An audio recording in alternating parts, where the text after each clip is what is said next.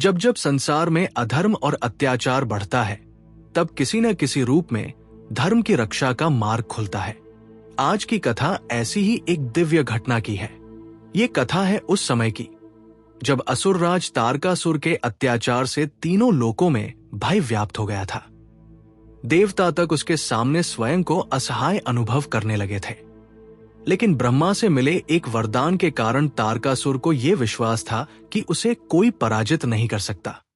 उसका वध केवल भगवान शिव के पुत्र के हाथों ही संभव था।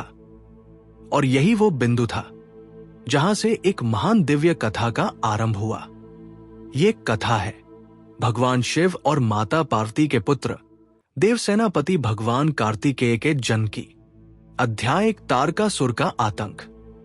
प्राचीन समय में तारकासुर नाम का एक अत्यंत शक्तिशाली असुर था। उसने कठोर तपस्या करके भगवान ब्रह्मा को प्रसन्न किया। जब ब्रह्मा उसके सामने प्रकट हुए तो उन्होंने तारकासुर से वरदान मांगने के लिए कहा। तारकासुर जानता था कि संसार में भगवान शिव का विवाह और संतान होना अत्यंत कठिन है, इसलिए उसने ऐसा वर मांगा कि उसका वध केवल भगवान शिव के पुत्र के हाथों ही हो। ब्रह्मा ने उसे वरदान दे दिया। वरदान प्राप्त होते ही तारकासुर का अहंकार बढ़ गया। वह अपनी शक्ति का दुरुपयोग करने लगा। उसने देवताओं को पराजित करना शुरू कर दिया। यज्ञों में बाधा डाली जाने लगी। ऋषि मुनियों को परेशान किया गया और तीनों लोकों में भय का वातावरण बनने लगा। देवता बार बार उसका सामना करते, लेकिन तारकासुर के सामने उनकी शक्ति कम पड़ जाती। अंततः देवताओं को समझ आया कि जब तक भगवान शिव के पुत्र का जन्म नहीं होगा, तब तक तारकासुर का अंत संभव नहीं है। अध्याय 2, देवताओं की चिंता। तारकासुर के आतंक से परेशान होकर सभी देवता ब्रह्मा जी के पास पहुंचे। उन्होंने अपनी समस्या बताई। ब्रह्मा ने उन्हें समझाया कि तारकासुर को ऐसा वरदान प्राप्त है कि उसका वध केवल भगवान शिव के पुत्र द्वारा ही हो सकता है। लेकिन समस्या ये थी कि उस समय भगवान शिव संसार से विरक्त होकर गहन तपस्या में लीन थे। उनका मन संसार और विवाह से पूरी तरह दूर था।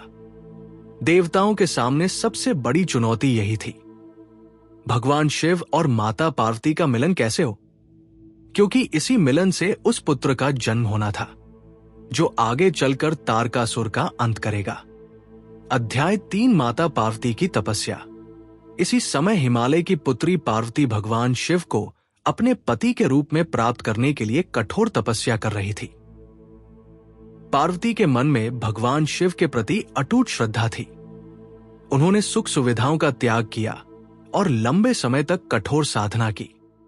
उनकी तपस्या इतनी गहन थी कि देवताओं ने भी उनकी दृढ़ता को देखकर आश्चर्य किया। भगवान शिव पार्वती की भक्ति और तपस्या से परिचित थे, लेकिन वे उनके प्रेम और समर्पण की परीक्षा भी लेना चाहते थे। कथा के अनुसार भगवान शिव ने एक साधु का रूप धारण करके पार्वती के सामने शिव की ही निंदा करनी शुरू कर दी। उन्होंने कहा, शिव तो एक विरक्त योगी हैं। वे भस्म धारण करते हैं, श्मशान में रहते हैं और संसार की सामान्य परंपराओं से अलग हैं। लेकिन पार्वती ने शिव के प्रति अपनी श्रद्धा में कोई कमी नहीं आने दी। उन्होंने स्पष्ट कर दिया कि भगवान शिव उनके लिए केवल एक योगी नहीं, बल्कि उनके आराध्य और जीवन साथी हैं। पार्वती की अटूट भक्ति देखकर भगवान शिव प्रसन्न हुए। अध्याय 4, शिव और पार्वती का विवाह। समय आने पर भगवान शिव और माता पार्वती का विवाह हुआ।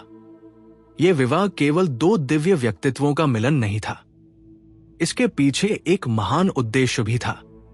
देवता जानते थे कि इसी दिव्य मिलन से वो शक्ति जन्म लेगी जो तारकासुर के आतंक का अंत करेगी।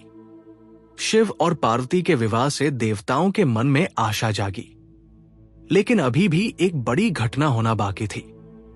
वो था दिव्य कुमार का जन्म। अध्याय 5, देवताओं की प्रतीक्षा।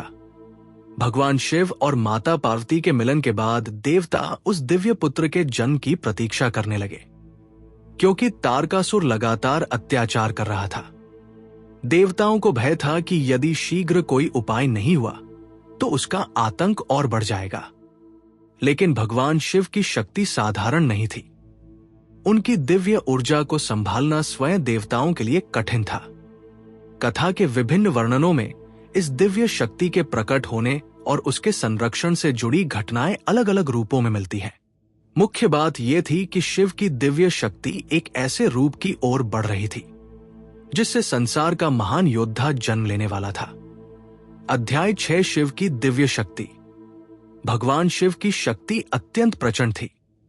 देवताओं के लिए यह आवश्यक था कि इस शक्ति को उचित स्थान तक पहुंचाया जाए, क्योंकि वह सामान्य रूप से धारण करने योग्य नहीं थी।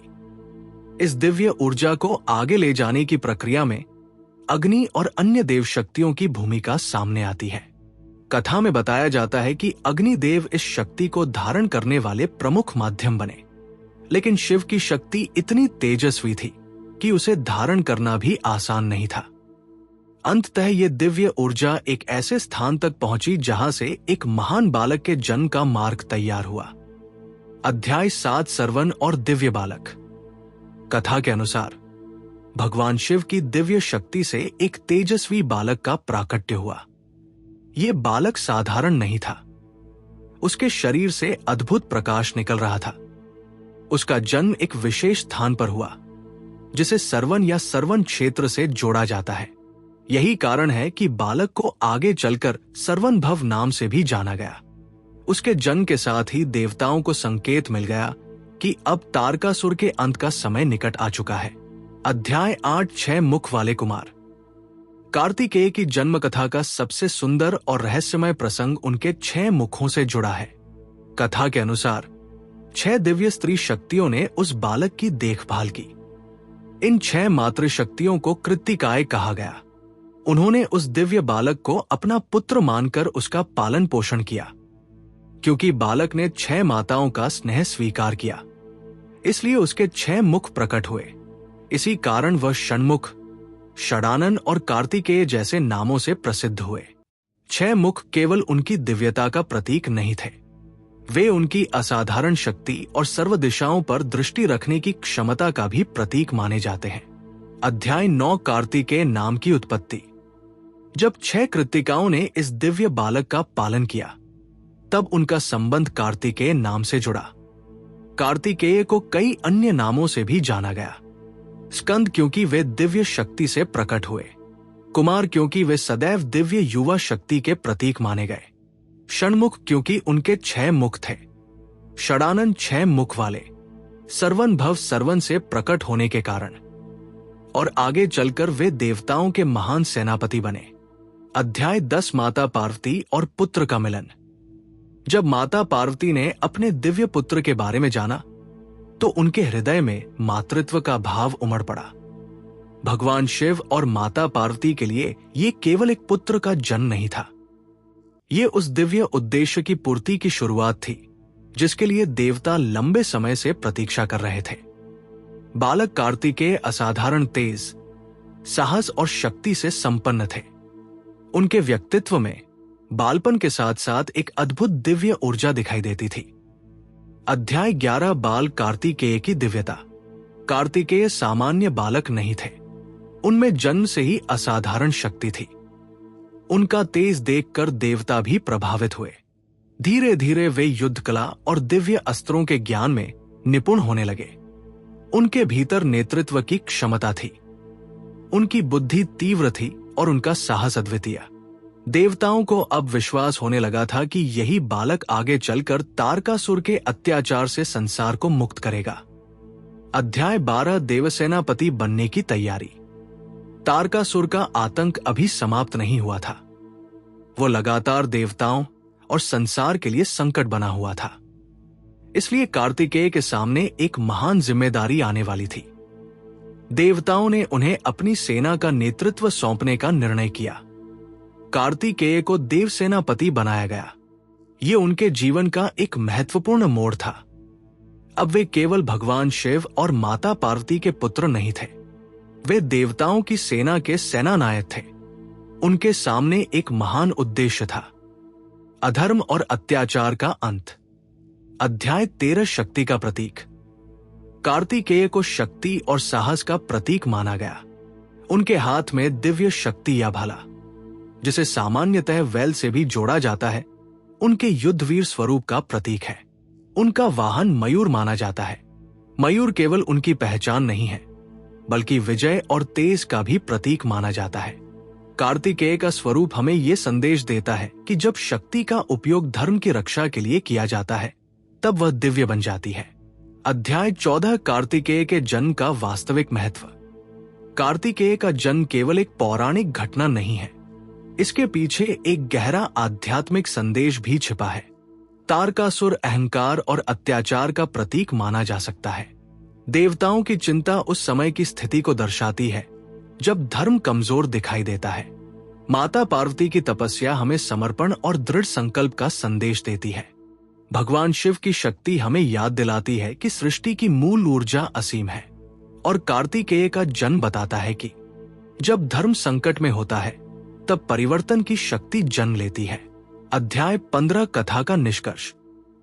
इस प्रकार तारकासुर के आतंक से शुरू हुई ये कथा भगवान कार्तिकेय के दिव्य जन्म तक पहुंचती है। देवताओं की प्रार्थना, माता पार्वती की कठोर तपस्या, भगवान शिव का विवाह, दिव्य शक्ति का प्राकट्य, अग्नि और अन्य देव शक्तियों की भूमिका, सरवन में दिव्य बालक का प्रकट होना, 6 कृत्तिकाओं द्वारा उसका पालन पोषण और अंततः 6 मुख वाले कुमार का प्राकट्य। इन सभी घटनाओं ने मिलकर उस महान योद्धा के जन्म की भूमिका तैयार की, जिसे आगे चलकर देवताओं का सेनापति बनना था। यह बालक था भगवान कार्तिकेय। उनका जन्म केवल देवताओं के लिए आशा की किरण नहीं था, यह अधर्म के अंत की शुरुआत थी। और अब समय आ चुका था कि यह दिव्य कुमार अपनी शक्ति का परिचय संसार को दे। भगवान कार्तिकेय की जन्मकथा हमें सिखाती है कि कठिन परिस्थितियों में भी आशा समाप्त नहीं होती। जहां अत्याचार बढ़ता है, वहां उसके अंत की शक्ति भी जन्म लेती है। माता पार्वती की तपस्या हमें दृढ़ता सिखाती है। भगवान शिव हमें वैराग्य और शक्ति का संदेश देते हैं, और कार्तिकेय हमें साहस, अनुशासन और धर्म की रक्षा का मार्ग दिखाते हैं। यदि आपको भगवान शिव, माता पार्वती और भगवान कार्तिकेय से जुड़ी ऐसी ही पौराणिक कथाएं सुनना पसंद है, तो आवाजी किताब को सब्सक्राइब जरूर करें। ऐसी ही ज्ञानवर्धक और रोचक कथाओं के लिए हमारे साथ जुड़े रहिए। अगली कथा में हम जानेंगे कैसे बाल कार्तिकेय देवसेनापति बने और तारकासुर के विरुद्ध महान युद्ध की शुरुआत हुई। तब तक के लिए ओम नमः शिवाय।